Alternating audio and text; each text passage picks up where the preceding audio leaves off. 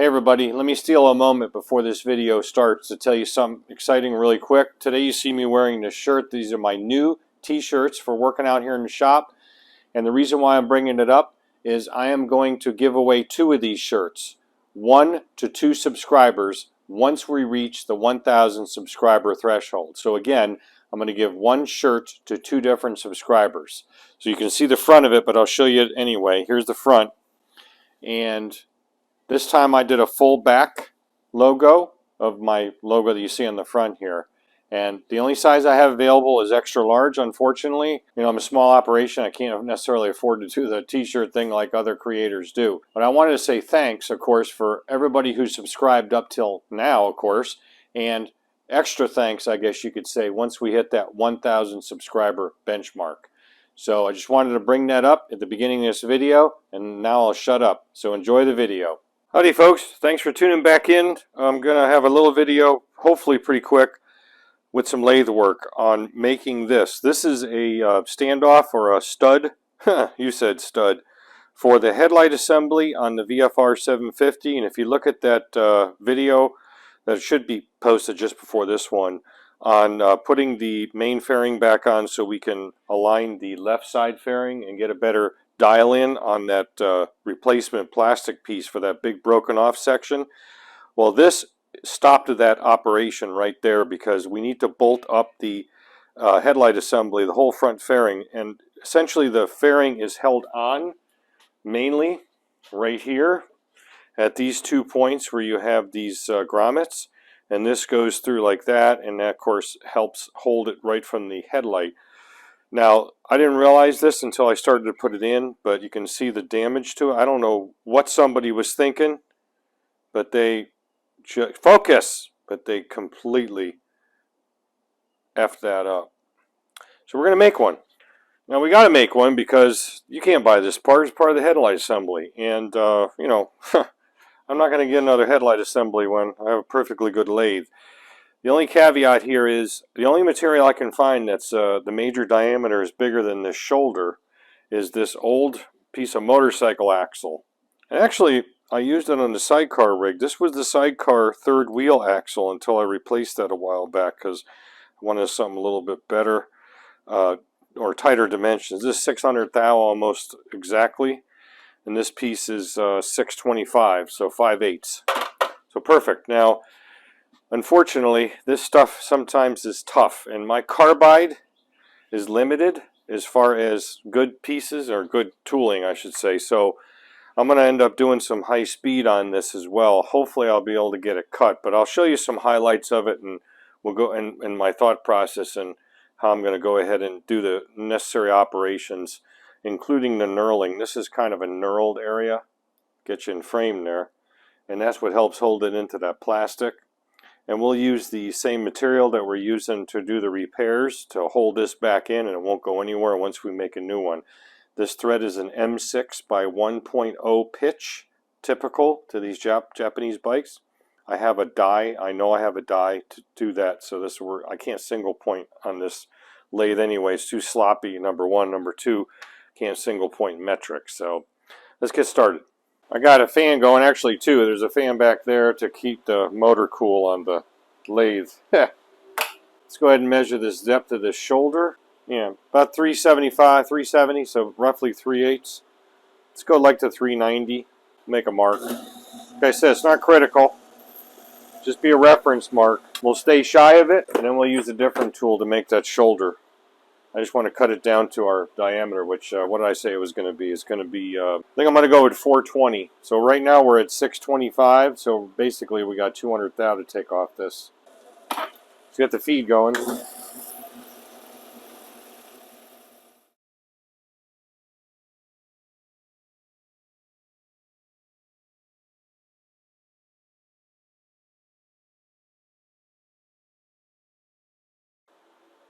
Uh, 490. So we got about 70 thou to go. Go to 420 or 410, whatever it was. 80, I don't know. Whatever it is. Try 40 again.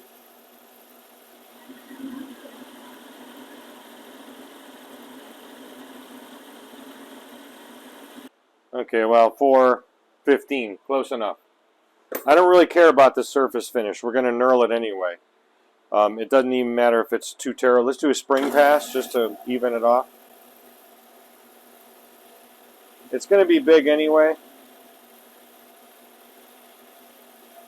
I mean, I'm cutting it big. I know it's going to have to go smaller.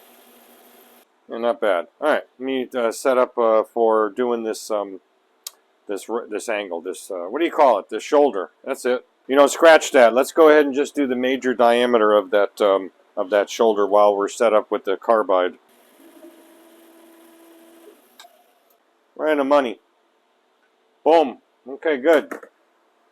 I'm not too concerned about that as well. Now we'll go ahead and reset up and we'll do this shoulder. I'm going to go ahead and use a grooving tool for this. And yes, I do realize I obliterated my line there, but we were close and it's not critical. We'll just measure it with the calipers. You know, the ID side of the calipers, and just bring it up by eye. It's not critical. So one thing you need to do is make sure it's on center with the work. How you do that is you put a scale in, like a little flexible one like this, and just touch the work, and this should be, you know, perpendicular with the bed of the lathe here, so it should be straight up and down, which pretty close. It actually needs to be dropped just a skosh. Yeah, that's better. All right.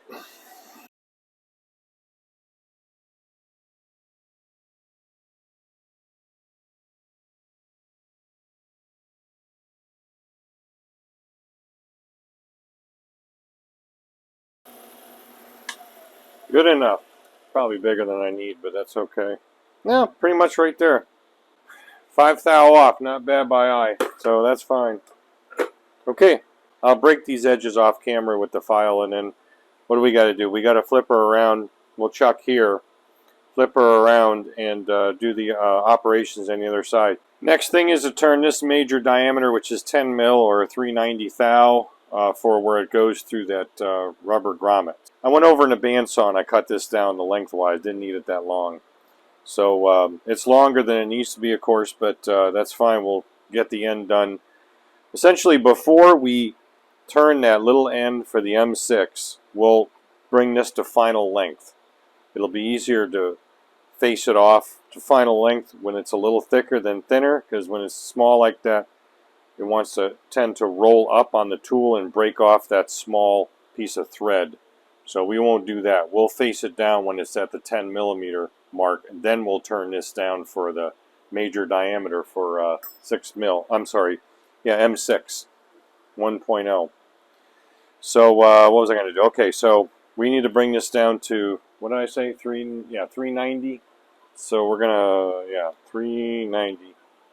It's at 625 now. We know that. So let's touch off. Got high speed in here now. Let's see how that works.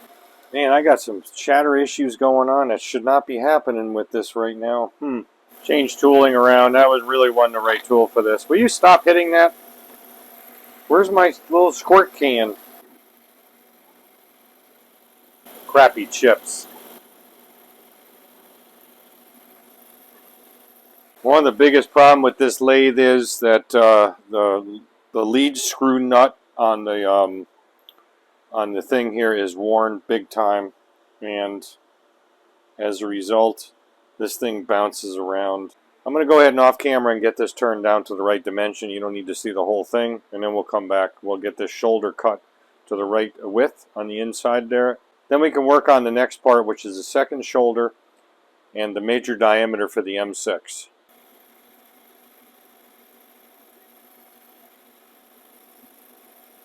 It's hotter than a $3 pistol, so 95. We'll take the rest down. You know, it's close enough, but we'll take the rest down. We're going to clean this up with a file anyway. In fact, I'll do that right now. You're going to beat that with a stick. I'm going to go ahead and off camera mark this out to do the thickness of this other shoulder, and then we'll go ahead and cut that. Then we got to bring this down to final length. I'll have to measure that at the same time while it's out of the chuck, and then we'll finish the final length, then cut the shoulder for the major, the major diameter for the M6, and then we'll do that thread.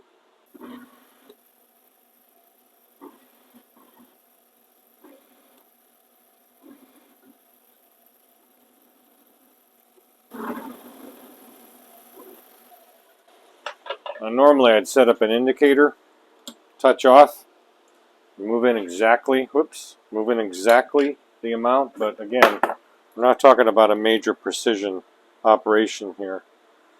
I got to go about 20 more thou, so we're just going to kind of eye it in. Okay, to measure this distance here, this step out before, I'm sorry, this one here, this threaded area, we don't want to go from the end because the end is longer. As I said, we want to register against this shoulder right there. That one. So I measured that already, and it's 470 thou. So we're just going to come in here like this. And it'll clear the chuck, and we'll make a mark with it. I really don't like doing this with my nice Stera tools, but sometimes you got to do what you got to do. There you go. There's our reference mark. That's about it. Now this part's pretty critical because it's a thread, so I got to look up the when you're using a die for an M6 1.0 what that major diameter of the work is. So hang on. Actually, here's another easy way to do it. This happens to be a brand new M6 1.0 bolt that I haven't used either yet, or maybe won't. And we'll mic that up. It's 230 exactly, which I believe is the right. Yeah, that's what I remember to be it. So we need to turn that spot from there to there down to 230 thou. So we're at 392. You can do that math on your own. Somehow, I guess I forgot to hit record or something. I do have this cut down to 230. Whoops. I'm going to go ahead and just use this threading tool and put a couple of chamfers on it. This is a tool to die with, to operate with on a die, and it slides back and forth and will essentially allow it to be square and to follow it. All I want it to do is give me a couple of threads, and then we can take it over to the vise and we can do it by hand. But this will get us started nice and straight. So I got it in back gear. Let's see what we can do with it.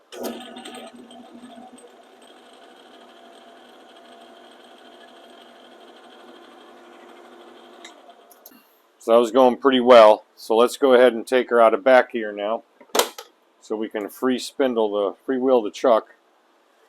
Now we'll get this out of the way. This out of the way.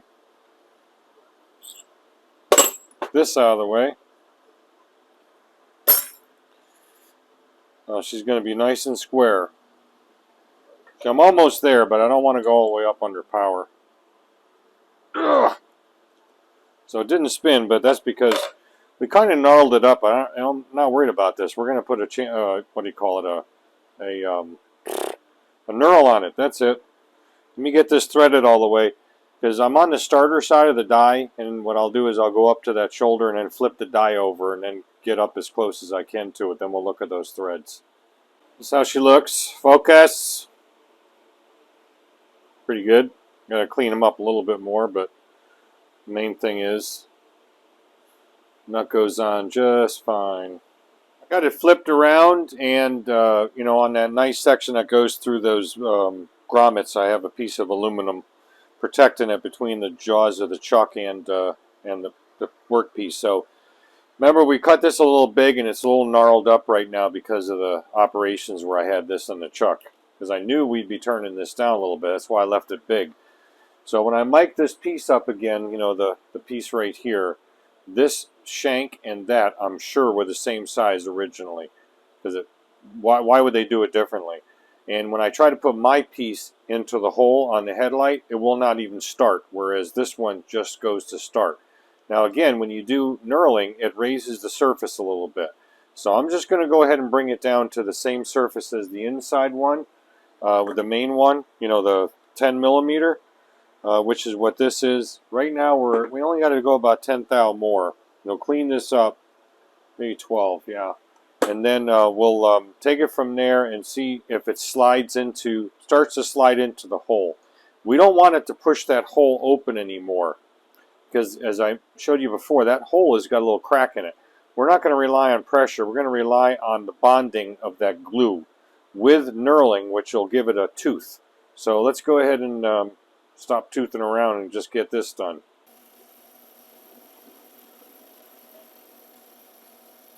We're just going to clean it up right now. We'll go 5 more because that shows 10 more. So let's just err on the side of leaving it a little bit big.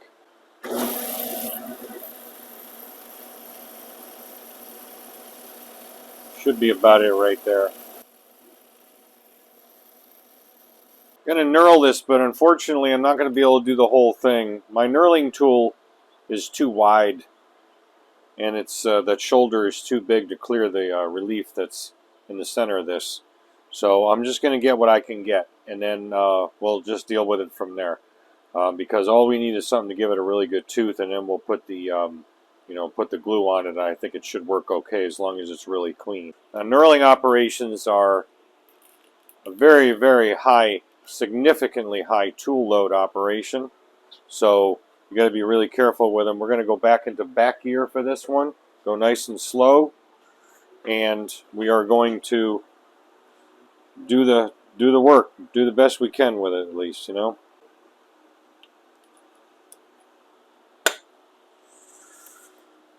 Come on, shift, baby. There we go. Cutting oil, whole bit. We're making sure we're clear. Yeah, we already clear. We already checked the clearance. We're good there.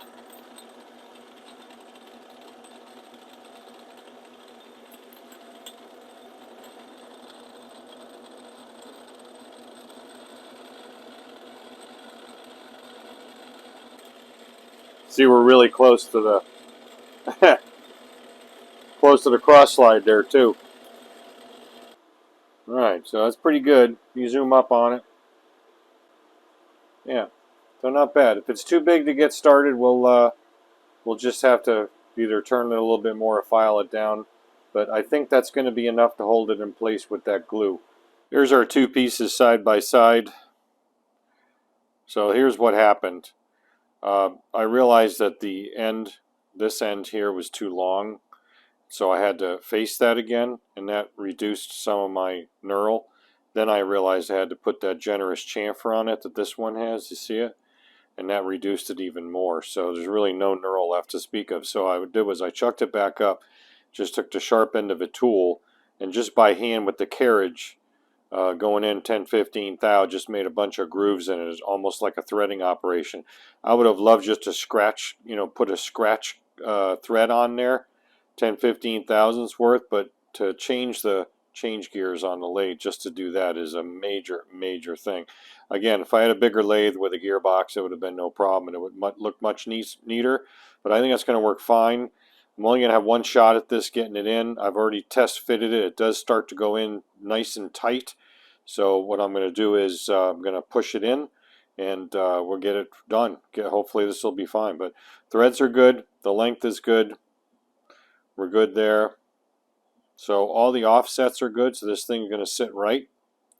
And let's see what we got. Okay, folks, it's time to be a hero or a zero. So I've decided not to use the glue from the kit. I'm going to use Gorilla Super Glue because it's thicker. It's like a gel. And there's a hole down inside there. I don't want the glue dripping down inside the headlight and getting on the inside of the headlight lens. So this stuff takes a little longer to cure too, but it does react to the catalyst, but I'm not going to use that either because there's really no need at this point. So let's see if we can make sure we can get some out. Yeah, that's coming out. All right. So I'm going to put a little bit around the outer edge of this hole. So let it just kind of run down a little bit and get drug in by the piece. And we're only going to have one shot at this, folks. One shot. And it better be right. If it ain't right, we're screwed. And then a little bit on this.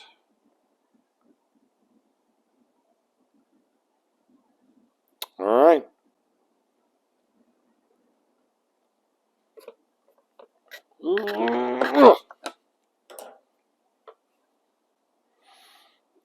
Aha. You can see she sat down nice inside that little, counter bore that's in the plastic, or at least close enough. This one maybe is a little less proud, but it's close enough. And then we are good. Let's zoom up, take a look. Swing. So there's the one that was good, and there's the one that is now good as well. She's heavy when she's got this headlight in here. Let me tell you what. She's got some weight to it. So, all right. Now I'm going to take off, go do my errands, and this will be the end of this video because all this was about was machining this and reinstalling it. In the other video where I actually install this, we'll see 100% sure whether or not this works okay. Like I said, this is a video just about making this because it was bad. So that's it. Thanks for watching. Don't just repair, restore. Catch you on the next video.